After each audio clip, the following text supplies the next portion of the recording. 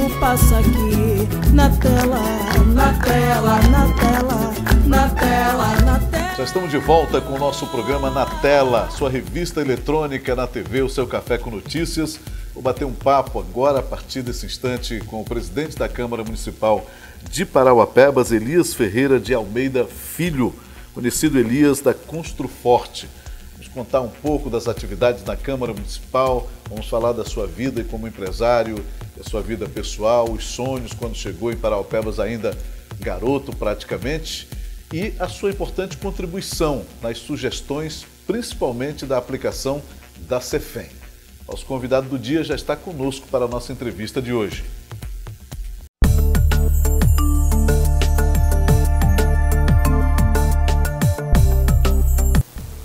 Presidente, seja muito bem-vindo, bom dia, obrigado por senhor estar aqui com a gente, ter atendido o nosso convite para a gente bater um papo aqui no programa Na Tela, falar a respeito de Câmara Municipal, do seu mandato, um pouquinho da sua história, que acho que é muito interessante a gente falar disso para a comunidade. Então seja muito bem-vindo, para a gente é um prazer. Eu gostaria de começar uma pergunta muito básica, muito simples, né? Em um período agora de eleições, com vereadores apoiando alguns candidatos dos seus referidos partidos, o que se esperar de frequência, de apresentação de propostas nesse período que vai praticamente agora até o final do ano? Bom dia. Bom dia, Danival. Bom dia a todos que nos assistem no programa Na Tela. Para mim é uma enorme satisfação participar do seu programa. Eu acredito, todos os parlamentares de Parauapebas, eles são muito determinados. Apesar de nós termos alguns que se lançaram a candidatura a deputado estadual e federal, acredito que nossa agenda não será prejudicada. Afinal, nós fomos eleitos para representar mais de 200 mil pessoas. Então, a nossa atividade não será prejudicada de forma alguma. Como é que fica agora essa mexida aí com alguns que se apresentam, que se colocam à disposição para as candidaturas, né? As suplências automaticamente são chamadas, né, presidente? Não, eles não precisam se afastar, eles continuam legislando. Não precisa? Mas continua? não continuam. Que bom. Bom, nós temos alguns, né? Hoje eu recebi a informação do Marcelo Parceirinho, o senhor tem aí de mente mais alguns? Informação do Marcelo Parceirinho, estadual, da vereadora Joelma e Francisca Cisa, na federal. Muito bem.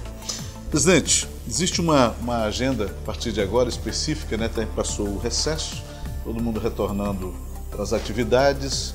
O que vocês têm ali de priorização? O que vocês estão colocando ali para se discutir a partir de agora? Nós não temos uma agenda, nós atendemos os anseios da população. Então, de acordo com as demandas vão chegando, nossas agendas vão sendo organizadas. Em cima da necessidade, Em cima da necessidade do povo. No dia a dia, que for acontecendo, que for necessitando, precisando, vai se distribuindo ali as pautas e vai se aprovando ou não, né? Dependendo das urgências. Positivo, eu sempre falo que o vereador trabalha de acordo com a solicitação. Quanto mais o povo participar das nossas sessões, ser ativo na Câmara Municipal, o vereador vai com certeza produzir mais. Numa entrevista recentemente, num dos sites mais acessados da nossa região, o senhor teria dito que os vereadores poderiam render muito mais.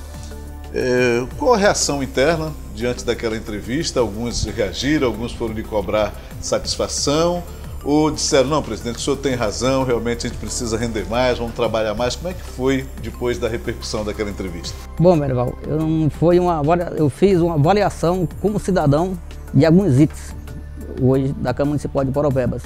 Nessa avaliação, eu avaliei o primeiro item, transparência.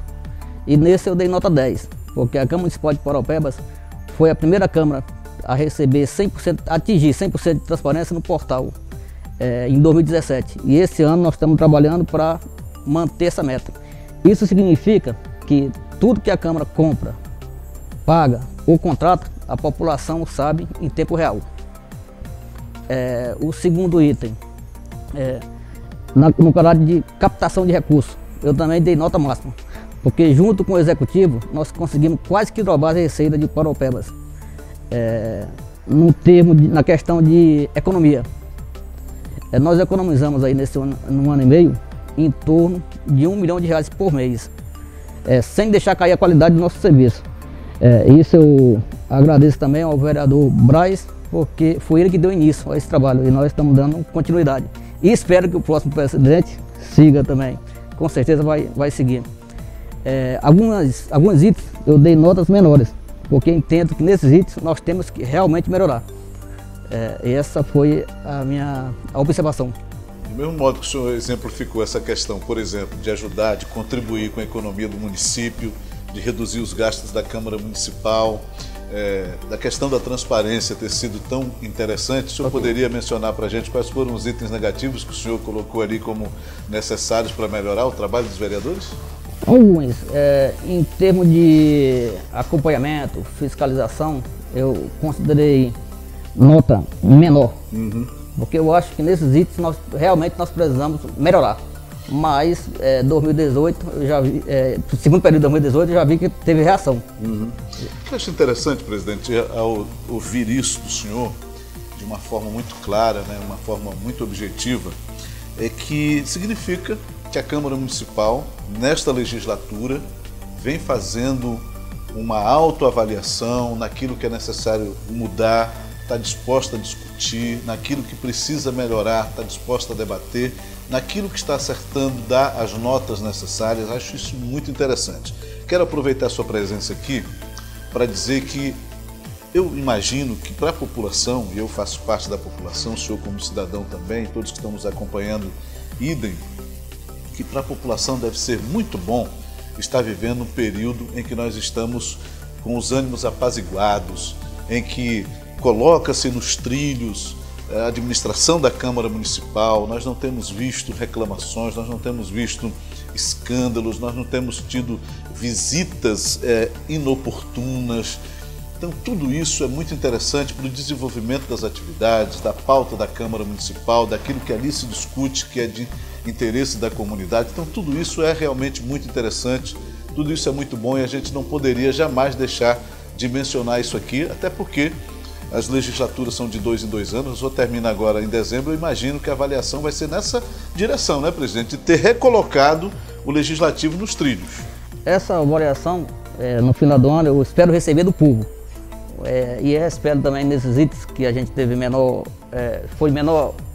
nota avaliada, que nós acrescente ele, que o povo fique satisfeito. O nosso trabalho hoje é para ser transparente, para que o povo acredite no seu vereador, para que ele acredite no nosso serviço. Nesse 1 ano e meio, muito bem explicado, a gente não teve escândalo. Nós conseguimos pagar nossos funcionários em dia, até antecipado. Todos os fornecedores da Câmara foram pagos em dias, dentro do prazo legal, e nenhum problema jurídico, graças a Deus. Então isso quer dizer que nós estamos trabalhando baseado nos pilares de transparência, honestidade e compromisso. Já a gente vai voltar a falar um pouco da Câmara Municipal. Eu queria adentrar um pouquinho agora na sua biografia, na sua história. O senhor, como cidadão, teria chegado em Parauapebas ainda muito jovem, adolescente, 17 anos. A sua biografia, a gente foi fazer um levantamento, disse que o senhor veio para cá, com a sua família, em busca de uma vida melhor, de oportunidade, de condições de trabalhar, de crescer, de se desenvolver.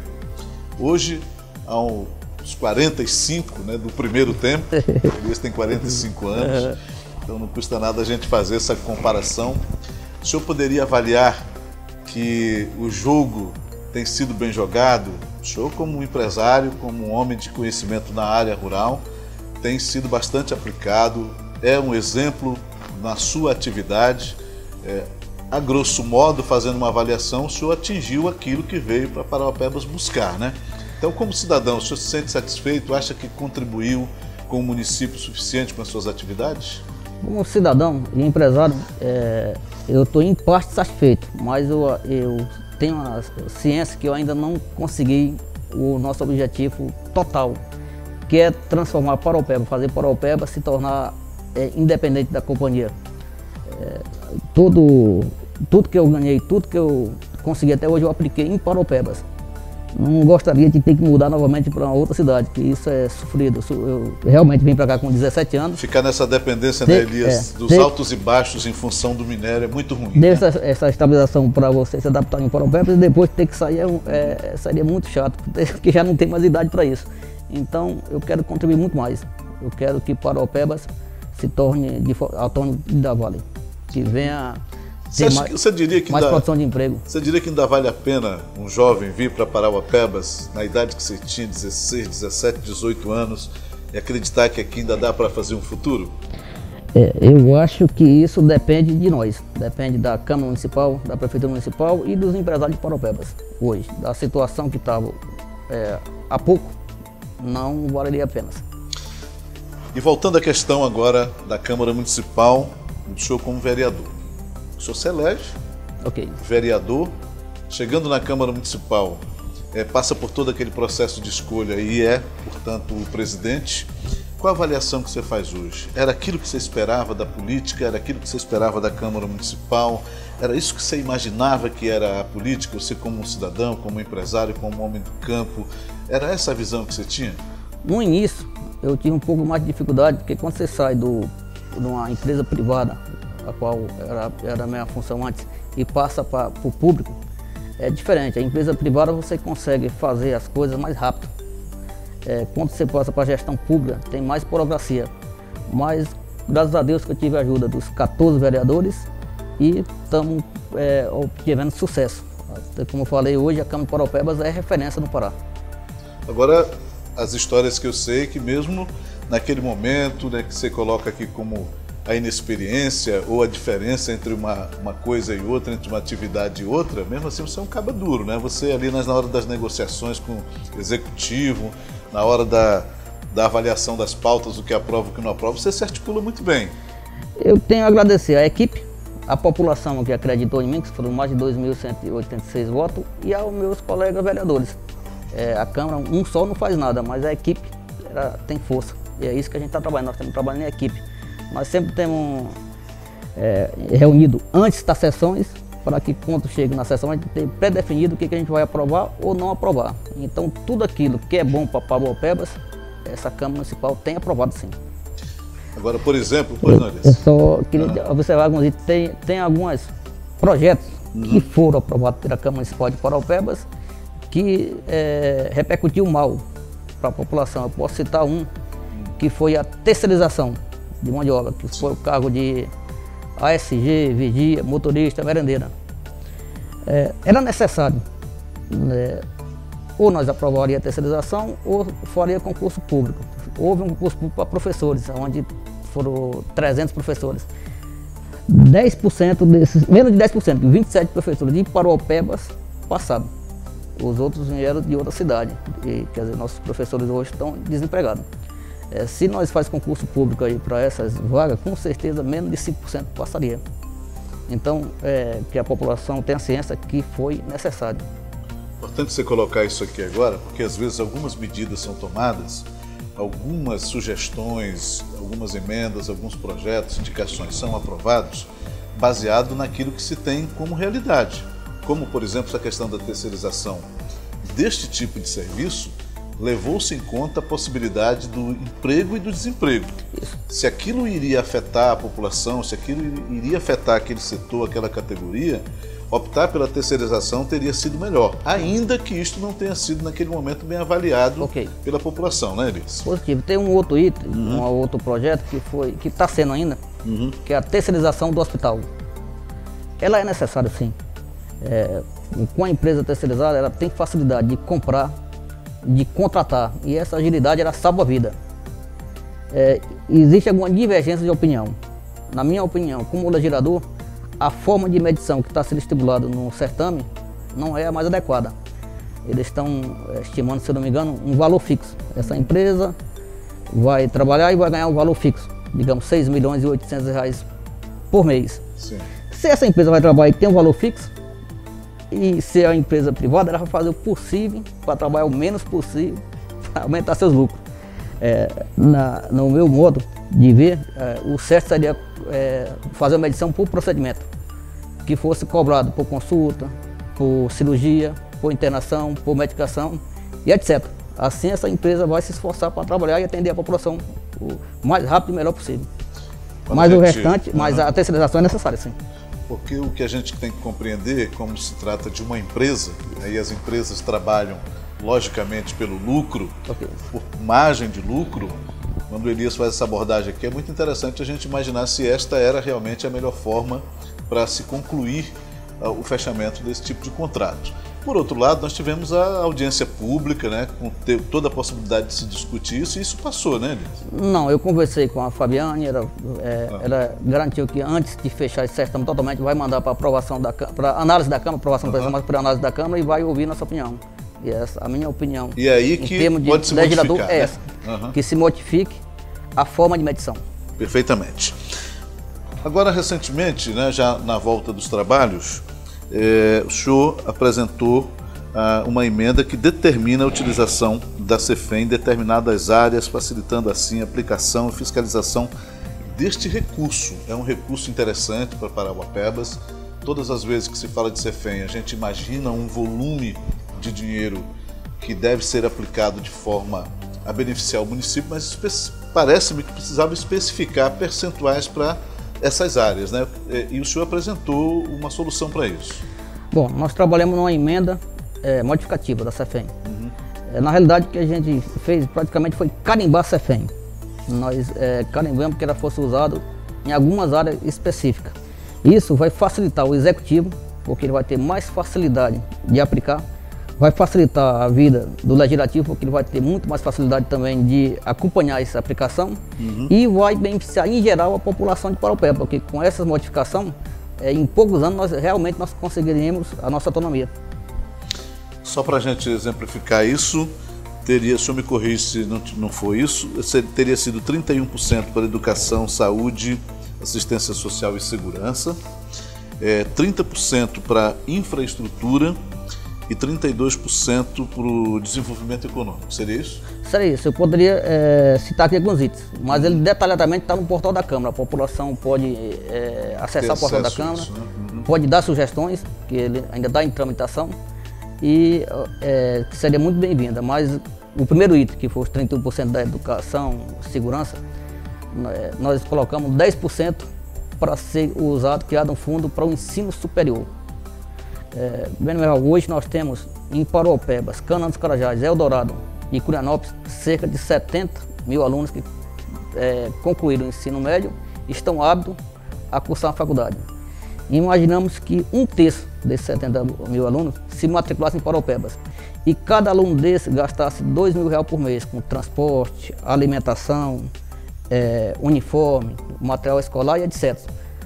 Seria R$46 milhões por mês que estaria circulando dentro de Parauapebas, muito mais do que a Vale paga para nós de CEFEM hoje. Além de nós estar realizando um sonho para os alunos, nós também estaria aumentando o capital de giro dentro da nossa cidade. Todo mundo que tem aluguel, que tem casas paradas ia alugar. Então, no geral, para a nossa economia seria muito bom. No segundo item aí, qual que você falou? Esse é da infraestrutura. Infraestrutura. 30%. 30%. Eu posso citar 2 ou 3 itens dele. Infraestrutura, nós pedimos que 5%, que equivale hoje em torno de R$2 milhões, ou R$2,5 milhões mensal, que ele fosse aplicado em pavimentação de estrada rural com asfalto e ponte de concreto. E que fosse verdade o uso desse dinheiro para manutenção ou abertura de estrada encascalhada ou aluguéis de máquina para esses fins. Se nós aplicarmos nessa forma esse valor todo mês, em menos de 8 anos, todas as estradas de Parauapebas terão asfalto e as pontes serão de concreto. Isso vai facilitar o homem do campo transportar seus produtos e o transporte do pessoal também. O outro, 5% para as vilas, para infraestrutura, asfalto, drenagem, iluminação. 5% em pouco tempo nós vamos tornar todas as nossas vilas em agrovilas. Melhorando a vida do homem que vive no campo e também vamos ter um retorno na saúde, porque esses pessoal vão ter saneamento básico.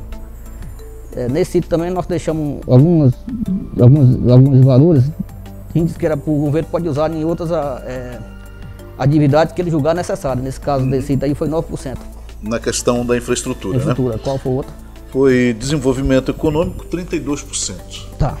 Aí, um item lá são 6%, nós estamos solicitando que seja aplicado em um fundo para subsidiar a produção agrícola.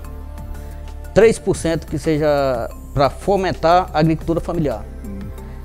Com esse valor, 5%, 6%, 3%, 9%, vai dar quase 4 milhões, mais de 4 milhões de reais por mês. Aliás, menos de 4 milhões, quase 4 milhões de reais por mês. Aplicado na agricultura, em pouco tempo, o Parauapebas se tornará referência se tornará em primeira mão autoprodutivo para Paraupebas e depois pode fornecer alimentação para outras regiões. Só para ter uma ideia, hoje, na cadeia alimentar, nós consumimos hoje frango, vamos usar o frango de granja, em torno de 90 toneladas de frango por semana. Paraupebas não produz nenhuma. Isso tudo vem de fora. Já pensou nós pegar essa produção, né? Nós temos mercado, nós temos um homem trabalhador, que falta a gente aplicar esse recurso de forma inteligente e obrigar esse homem do campo a trabalhar, ajudar ele a trabalhar. Nossos pessoal são trabalhadores, as nossas terras são boas, são abundantes, está faltando realmente nós usar o Cefem naquilo que ele é proposto, para trazer matriz econômica para Paraupebas. E aí, em vez do homem da cidade o homem do campo vir atrás de emprego aqui na cidade, seria ao contrário. Os pessoal da cidade iria atrás de emprego no campo. E é melhorar a vida do homem que vive no campo e dar mais dignidade para a sua família. E você cita um item do mercado de consumo, um item só que né, que não precisa necessariamente nem de terras férteis, né? Você criar, alimentar e abater o frango é muito simples, muito fácil, o manejo é muito fácil e nós temos, como você colocou aqui pelos números, um mercado, uma demanda de consumo muito grande, né? O que a gente precisa é produzir agora este tipo de alimento, que aliás é um alimento saudável aqui para a nossa região. Tem outros dois itens dentro do desenvolvimento. Uhum. Um deles foi a criação de um fundo com a finalidade de trazer para a nossa região facilitar a vinda de fábricas e indústria, que é 6%. Com esse recurso, nós ia conseguir facilitar a vinda dessas empresas, dando facilidade em impostos, fornecendo terreno por tempo determinado, fornecendo rede de água, ponto de água, de esgoto e estrada determinada. Dessa forma, muitas indústrias vinham para Paraupebas e com isso também abriu um mercado de trabalho muito grande na cidade. Da forma que está hoje, empresa nenhuma se interessa em vir para a nossa cidade. O outro item, que foi 6%, se eu não me engano também, que em torno de 2,5 milhões, seria para incentivar o produtor individual, associação e cooperativa, com empréstimo através do Banco do Povo. Isso aí vai fortalecer as empresas, as microempresas que já existem na cidade, vai incentivar e dar apoio financeiro para aquela pessoa individual que quer produzir e vai trazer um leque de serviço muito grande e oportunidade muito grande para Paraupebas. Existe data para que a gente tenha isso aprovado, para que isso seja repassado ao executivo, que é quem recebe e faz as destinações, para que a gente tenha isto levado a efeito? Sim, ele foi lido na sessão passada, terça-feira. Ele vai seguir uma tramitação que vai passar pela Procuradoria, depois pelas comissões e depois vem para votação. Acredito que o prazo nosso normal hoje é 60 dias, mas nós estamos dando para o Executivo se adaptar 6 meses, para depois da aprovação dele, ele passar a entrar em vigor. Este é o tipo de proposta que leva o Legislativo, dentro da sua função de fiscalização, ao invés de ficar fiscalizando e ao invés de ficar cobrando, passa a fazer um monitoramento. Okay. É muito diferente, né? E é muito interessante, é muito saudável. Eu creio que fazer essas destinações realmente é algo que a gente precisava para a Cefem. Ontem, a Vale fez a apresentação de todo o seu relatório trimestral, tanto da captação, da extração mineral, investimentos no social, fomento da economia, compras no comércio local, investimentos no social com o intuito, por exemplo, de diminuir as diferenças sociais, diminuir pobreza e tudo mais. Um evento muito interessante que a Vale realiza periodicamente e que a gente, inclusive ali do programa na tela, fez questionamentos entre aqueles números que são gigantescos e a realidade que a gente observa em Paraupebas. Ainda temos muitas lojas fechadas, muitas placas de aluguel, ainda temos muitos bolsões de dificuldades financeiras, ainda temos muito desemprego. Perguntava-se por que entre a montanha de investimentos e a realidade existe um fosso, existe um hiato, existe um abismo, né? E a Vale justificava, logicamente, as questões, por exemplo, entre o pico de produção, de construção, aquela coisa toda, e o tempo em que depois vai se trabalhar isso normalmente. Eu gostaria de saber o seguinte, presidente, para a gente concluir. A Câmara Municipal não deveria também ter esse poder de ficar fiscalizando tudo isso, não apenas o Executivo, né, que é hoje em dia o principal gerador de emprego na região, mas também a Vale, que é, no outro lado, também o principal fomentador do progresso e do desenvolvimento local? Nós temos feito isso sim. Ano passado, nós procuramos a Vale para rever um convênio que tinha entre ela e o município para a construção do prédio da UEPA em Parauapebas. Esse convênio foi feito em 2011, passou a legislatura passada, ficou parado, e nessa legislatura, graças a essa comunicação com a Vale, o seu Veloso e o Batovese, eles informaram, na época, fomos eu e o Edson, que é o administrador da Câmara, ele informou que o recurso estava disponível, era 20 milhões que eles tinham disponibilizado em 2011 e continuava sendo 20 milhões hoje, não tinha correção. Mas para que fosse colocado em prática, a UEPA teria que entrar com um projeto e a prefeitura com o terreno. Uhum. Tivemos com a UEPA, conseguimos o projeto, tivemos com a prefeitura através do Raimundo Corrêa, foi conseguido o terreno e a Vale já fez o primeiro repasso, que foi um valor de 2 milhões de reais. E a partir do momento que a obra sendo executada, ela vai repassando parceladamente os valores. Perfeito. Então essa foi a interferência do vereador da Câmara Municipal de Parauapebas. A outra solicitação que nós estamos fazendo para ela agora, sabemos que ela faz a parte dela, que ela já ajuda, mas ela poderia fazer muito mais. Não que eu quero dizer aqui que seja uma obrigação dela. Uhum. A obrigação dela, eu estou falando aqui que ela já faz. Por exemplo, concessão de trem de ferro, ela está sendo novamente renegociada. Nessa renegociação nós estamos entrando junto com a CIP, CDL, fazendo a solicitação que o governo coloque aí um item que seja o transporte de cargas, que a Vale usa, da mesma forma que ela usa hoje o trem passageiro, que foi a negociação, e agora nós queremos que seja negociar as cargas, que Parauapebas tenha um trem para carregar carga seca, carga viva, frigorífico, coisa de frigorífico, em geral, secos e molhados, de Parauapebas a São Luís. Se nós conseguirmos que isso seja incluído nessa negociação, nós vamos sair daquela situação que Parauapebas é final de linha e nós vamos passar a ser início de linha, porque o frete via ferrovia é 95% mais barato do que o frete pelo caminhões, pela estrada. E nós tivemos recentemente o exemplo disso, né? Presidente, muito obrigado por o senhor ter vindo. Agradeço muitíssimo. Nós vamos ter outras conversas, porque eu achei muito interessante esse bate-papo aqui no programa Na Tela. Um abraço grande, sucesso, hein? Muito obrigado e coloco a Câmara Municipal de Parauapebas à sua disposição. Sempre que tiver alguma dúvida, só nos chamar.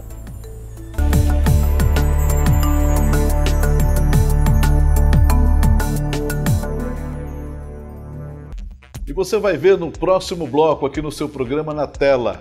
A companhia Vale faz o balanço trimestral das ações em Parauapebas. Você vai acompanhar já já, aguarde um instantinho só. A força dele e a força dele.